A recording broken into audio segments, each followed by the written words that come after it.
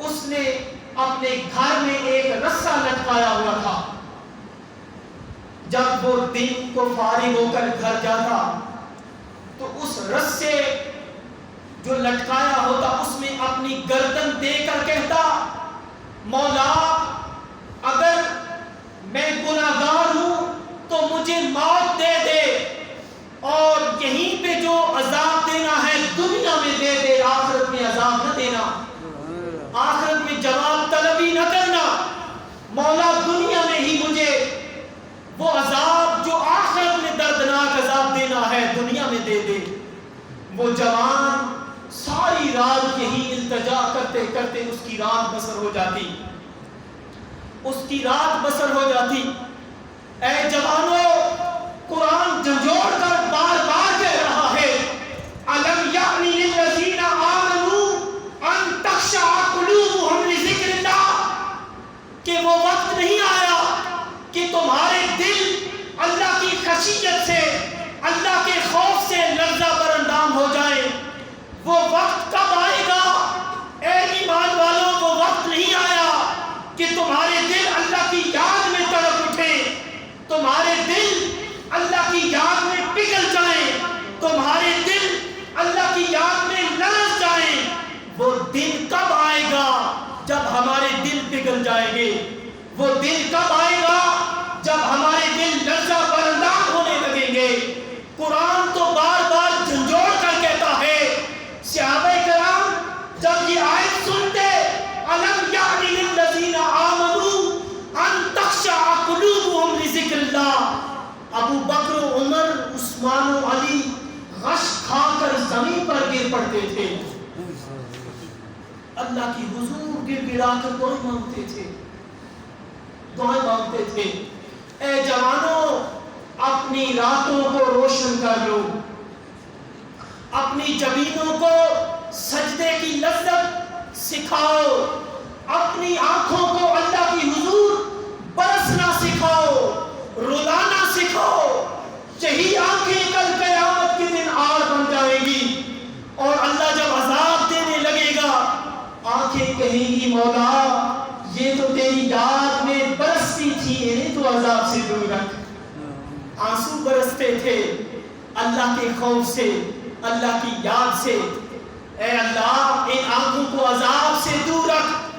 جب یہ آنکھیں عذاب سے دور ہوں گی تو اللہ کی رحمت کو گوارا نہیں کہ آنکھوں کو عذاب نہ دے اور جسم کو عذاب دے دے. ان آنکھوں کی برکت سے اللہ پورے جسم سے عذاب اٹھا لے گا. سبحان اللہ. لہذا اپنے شب و روز اللہ سے معافی مانگنے میں صرف کیا کرو. وہ جوان, وہ ولی اللہ, اللہ کا جوان جس کی دن بھی عبادت میں بسر ہوتے, رات بھی عبادت میں بسر ہوتی, اور رات کو پھر گڑ گڑا کر دعائیں مانگتا. خواجہ قطب الدین بختیار کاکی لکھتے ہیں کہ اس جوان کی موت کا وقت قریب آیا. اس نے 3 وصیتیں اپنی والدہ محترمہ کو بلا کر کی کہ اے امی جان, میں بڑا گناہگار شخص ہوں. دیکھیے اس کی عبادت کا عالم, عبادت کس درجے کی, اور اپنے آپ کو کیسے پیش کر رہا ہے.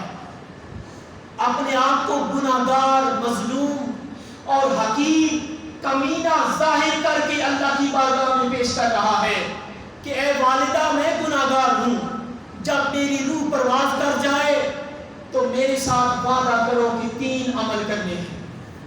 والدہ نے کہا کہ بتاؤ کیا عمل ہے, کون سا عمل ہے؟ عرض کی کہ پہلا عمل یہ ہے, وصیت یہ ہے کہ جب میری روح قفس منصری سے پرواز کرنے لگے تو ایک رسہ لے کر میرے گلے میں ڈالنا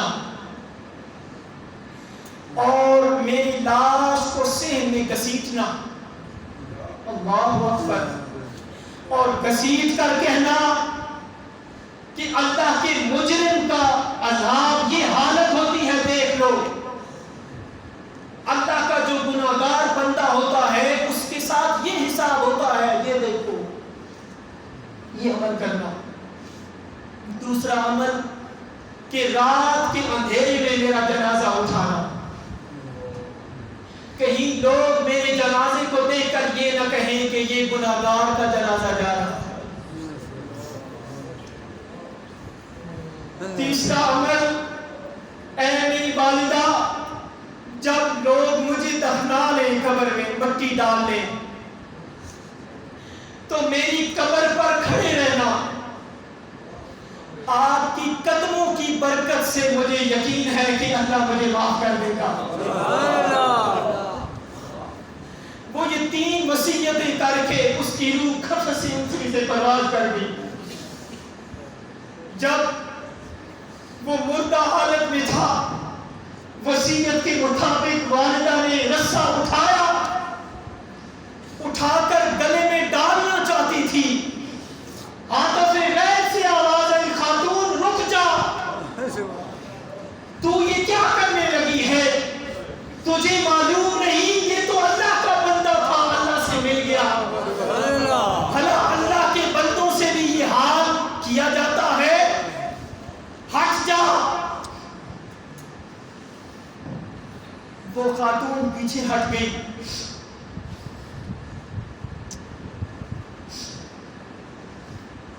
لوگوں، یہ حال اپنے دل پر جب تک وارد نہیں ہوں گے، اللہ کی رحمت جوش میں نہیں آئے گی، اللہ راضی نہیں ہوگا۔ ان لوگوں کی تو عبادتیں دن اور رات عبادت میں بسر ہوتے تھے، ہمارے تو دن بھی غفلت میں ہے، رات بھی غفلت میں ہے۔ ہمارے دن نافرمانیوں میں ہے، رات غفلت میں بسر ہو رہی ہے۔ ہمارے دن بیت رہے ہیں، گزر رہے ہیں، نہ جانے کون سی گھڑی آ جائے اور اجل آ جائے اور وہ عذاب کا وہ لمحہ آ جائے، اور وہ لمحہ جب آ جائے تو پھر اللہ کی حضور معافی مانگے تو اللہ اس وقت معافی مانگنے کی اجازت نہیں دے گا۔ وہ اس کی ذات پھر مہلت نہیں دے گی۔ آج مہلت ہے اس کے دربار میں آ کر معافی مانگ لی جائے، اس کی حضور گڑ گڑا کر معافی مانگی جائے، اور ہر وقت اللہ کی حضور معافی مانگتے رہنا چاہیے۔ ایک شخص اللہ کی بارگاہ میں، حرم کا سین ہے، سین حرم ہے اور سخت ٹھنڈی رات ہے۔ ایک اللہ کے ولی بیان کرتے ہیں کہ میں کعبہ کا طواف کر رہا تھا، سین حرم میں ایک شخص وہ اللہ کی حضور گڑ گڑا کر دعائیں مانگ رہا ہے۔ دعاؤں میں ایسی رقت تھی کہ میں بھی اس کی طرف متوجہ ہو گیا۔ اس کے الفاظ کچھ یوں تھے کہ اے اللہ، میرے گناہوں کو معاف کر دے، میرے اتنے گناہ ہیں جتنی کائنات میں تیرے درختوں کے پتے نہیں ہوں گے جتنے میرے گناہ ہیں۔ اللہ میرے گناہوں کو معاف کر دے۔ مولا میرے اتنے گناہ ہیں کہ پوری زمین پر ریت کے اتنے ذرے نہیں ہوں گے جتنے میرے گناہ ہیں۔ مولا میرے گناہوں کو معاف کر دے۔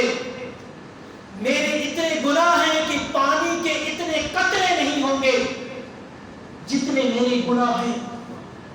اس شخص کی یہ دعا سین حرم میں گونج پڑ رہی تھی۔ وہ غلاف کعبہ کو پکڑ کر اللہ کی حضور گڑ گڑا کر دعائیں مانگ رہا تھا، باری تعالیٰ مجھے معاف کر دے، مجھے معاف فرما دے، میرے گناہ پوری کائنات میں اتنے انسانوں کی تعداد نہیں ہے جتنے میرے گناہ ہیں۔ وہ شخص کہتے ہیں کہ میں یہ الفاظ سن کر میرا دل بھی پسیج گیا، میرے دل میں اور خوف پیدا ہوا اور یہ تجسس پیدا ہوا کہ قریب ہو کر دیکھوں کہ یہ شخص ہے کون۔ میں قریب ہوا، میں نے بھی اللہ کی حضور التجا کر دی، باری تعالیٰ یہ کوئی بہت بڑا گناہگار شخص ہے، اسے معاف کر دے، میں اپنی نیکیاں بھی اس کے کھاتے میں رکھتا ہوں، میرے مولا اسے معاف کر دے۔ وہ شخص کہتے ہیں کہ میں قریب ہو کر میرے دل میں خیال آیا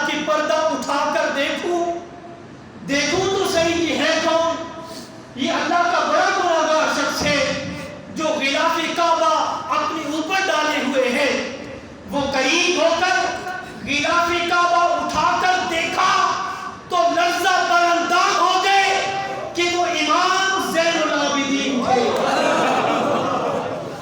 امام زین العابدین، وہ امام زین العابدین جو سید الساجدین ہیں، جن کی عبادت ایسی کہ عبادت بھی رقص کرتی تھی.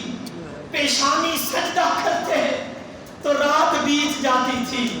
وہ امام زین العابدین، ان کی معافی کا عالم، اللہ کی حضور گڑ گڑا کر دعائیں مانگنے کا. دوستان محترم، جب تک ہم اپنے آپ کو اس کیفیت میں لے جا کر ڈوب کر اللہ کی محبت میں، اللہ کی خوف کے ساتھ اس کی انوار و تجلیات میں ڈوب کر جب تک اسے منانے کی کوشش نہیں کریں گے، اس کی رحمت کبھی متوجہ نہیں ہوگی، کبھی متوجہ نہیں ہوگی، کبھی متوجہ نہیں ہوگی. اس کی رحمت کا عالم یہ ہے. حضرت ابو ہریرہ رضی اللہ تعالیٰ عنہ حدیث کے راوی ہیں، امام ترمذی نے اسے سنن میں ذکر کیا ہے. حضور صلی اللہ تعالی وسلم نے فرمایا کہ اللہ تعالیٰ کے پاس 100 رحمتیں ہیں.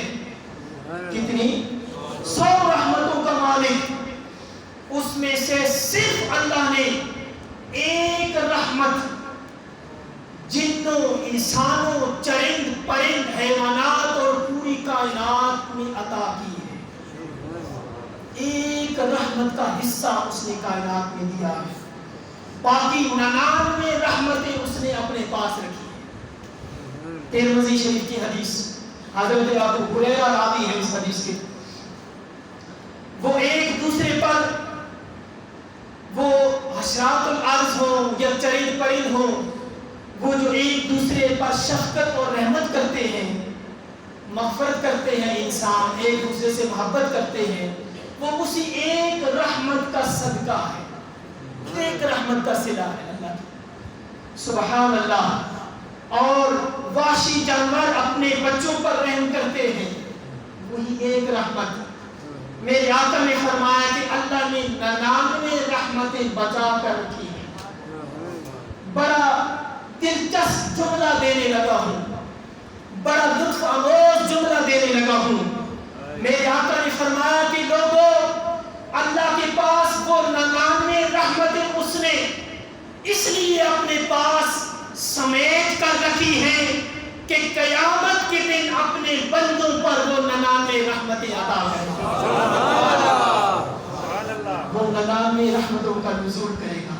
وہ یہی بندے ہوں گے جو اللہ کی یاد میں آ کر آنکھوں کو گرما کر، آنکھوں کو تڑپا کر، روحوں کو صاف کر کے، روحوں کو جس طرح دھوبی صاف کرتا ہے، پٹخ پٹخ کر روحوں پر جو داغ جم چکے ہیں، جو اتنے سخت ہو چکے ہیں، جو سجدوں سے وہ داغ ختم نہیں ہوتے، وہ روزوں سے داغ ختم نہیں ہوتے، وہ عبادات سے داغ روحوں پر ختم نہیں ہوتے. اگر ان داغوں کو ختم کرنا ہے تو جس طرح دھوبی کپڑے کو پٹک کر صاف کرتا ہے، روح کو بھی اس مرکز میں لا کر پٹک کر صاف کرنا ہوگا. وہ مرکز آج کے دن پوری دنیا میں تحریک منہاج القرآن نے بپا کر دیے ہیں. وہ مرکز روحوں کو صاف کرنے کے مرکز ہیں. اور تحریک منہاج القرآن دعوت دیتی ہے کہ آئیں، اس تحریک کے ساتھ وابستہ ہو جائیں، اپنی روح کو صاف کریں، اللہ کو راضی کریں، گر گرا کر اللہ کی حضور دعائیں مانگیں، مغفرت مانگیں، اور ضرور بھی ضرور اللہ اس بندے کو معاف فرما دے گا. سبحان اللہ. معاف فرما دے گا. دوستان محترم، پھر حضرت عبداللہ ابن عباس رضی اللہ تعالیٰ عنہ سے روایت ہے کہ حضور صلی اللہ تعالیٰ علیہ وسلم پر جب یہ آیت نازل ہوئی، یا ایھا الذین آمنوا قوا انفسکم واہلیکم نارا، اے ایمان والو، بس ختم کرنے لگا ہوں، آخری جملے، اس کے بعد ذکر کریں گے اور دعا کریں گے۔ اے ایمان والو، قو انفسکم، اپنی جانوں کو، انفسکم و اہلیکم نارا، اپنی جانوں کو، اپنے گھر والوں کی جانوں کو جہنم کی آگ سے آزاد کرو، بچاؤ۔ یہ آیت نازل ہوئی اور حضور صلی اللہ علیہ وسلم نے ایک دن صحابہ میں یہ آیت تلاوت فرمائی۔ ان صحابہ میں ایک نوجوان بیٹھا ہوا تھا، نوجوان، اس نے یہ آیت سن کر، جب یہ آیت سنی، یا ایھا الذین آمنوا قوا انفسکم و اہلیکم نارا، آیت سن کر بے ہوش ہو کر زمین پہ گر پڑا، اور میرے آقا اس کے قریب تشریف لے گئے، اس جوان کے سینے پر ہاتھ رکھا۔ سبحان اللہ، اس جوان کی برکتوں کا عالم کیا ہوگا جس کے سینے پر میرے آقا کے ہاتھ آ گئے۔ سبحان اللہ، سینے پر ہاتھ رکھا، اس کا دل دھڑک رہا تھا، اور حضور صلی اللہ علیہ وسلم نے فرمایا، اے جوان، قولوا لا الہ الا اللہ، پڑھو لا الہ الا اللہ۔ اس جوان نے جب یہ کلمہ پڑھا تو آقا علیہ السلام نے فرمایا کہ اے صحابہ، بشارت دیتا ہوں کہ اس جوان کو اللہ نے جنت عطا کر دی۔ سبحان اللہ، جنت عطا کر دی ہے۔ دوستان محترم، اپنی روحوں کو جلا دینے کے لیے اور روحوں کو تر و تازہ کرنے کے لیے یہ اہتمام ہم نے کوشش کی ہے کرنے کی کہ ہر مہینے آپ یہاں آئیں۔ یہ آپ کا اپنا ادارہ ہے، آپ کی اپنی مسجد ہے، ہر ماہ یہاں آئیں، تشریف لائیں، اور اسی طرح ہم مل بیٹھ کر اللہ کی حضور گر گرا کر دعا مانگا کریں۔ ہر ماہ شب بیداری کا اہتمام کیا ہے، اور اگلی شب بیداری اسی طرح انشاءاللہ العزیز رمضان المبارک میں آئے گی، اور اس میں ہم نے کوئی ایڈورٹائزمنٹ نہیں کرنی۔